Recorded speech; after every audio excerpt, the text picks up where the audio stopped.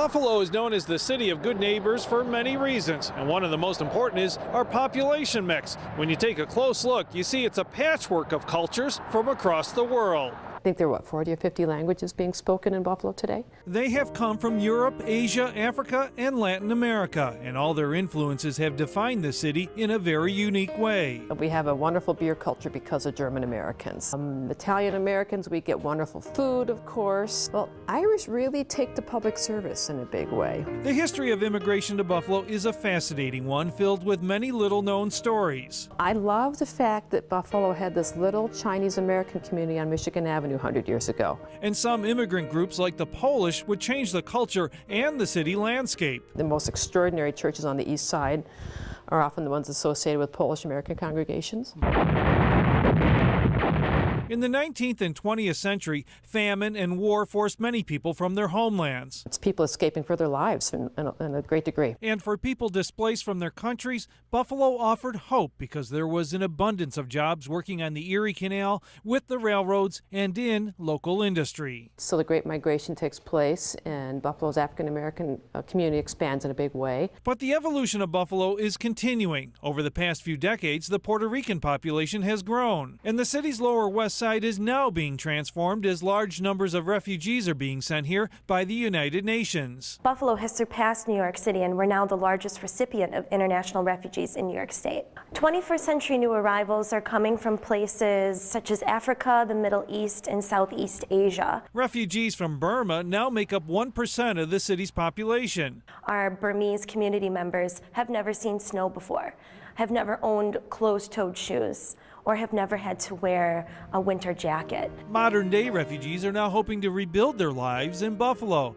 And it's a familiar story, one that's been taking place here for over 200 years. They left places they loved with uncertainty and nothing in their pocket, and it turned out okay. It was hard for them, but it turned out okay.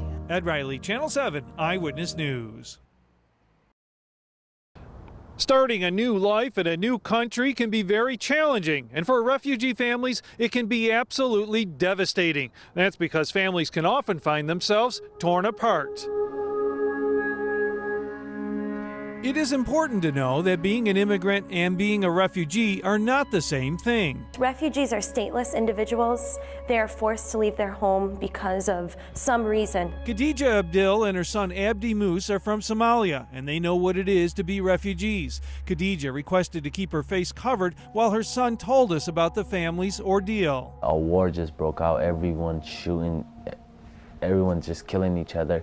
In 1990, when Khadija Abdil was pregnant with her son Abdi Moose, civil war was breaking out in Somalia. Fighting spread to her village, and Khadija had only seconds to flee on a boat to Kenya. She was shot at. She had a gun wound right here that skinned her side of her face. She escaped with 3 children, but she had to leave behind 3 others and their father. Part of us was still in war, you know? In 1994, Khadija came to Buffalo as one of the first refugees from Somalia. They were featured in a newspaper article which referred to them as the family of hope. But that hope has now faded into despair because for 2 decades, Khadija has been separated from her family. She cries about it. She has depressions, anxieties. When she arrived in Buffalo, Khadija worked tirelessly to get visas for the family in Africa. They were approved in 1999. But the other children and her husband were not able to use them because after fleeing Somalia, they were arrested in Kenya for being in the country illegally. And no one heard from them for almost a year.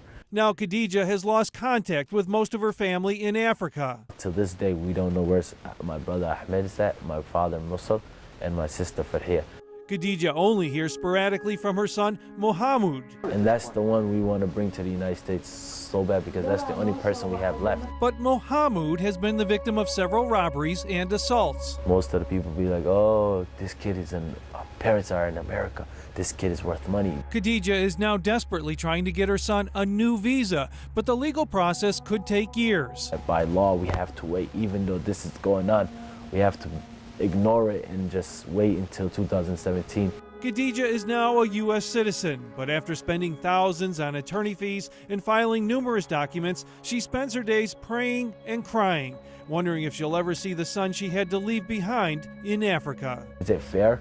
Is it fair for anybody to leave their kid behind and never get the justice they deserve? I will give up hope, you know? Now I got my brother, I'm not giving up hope because I want to see my mom be happy, at least one day of her life. Ed Riley, Channel 7 Eyewitness News.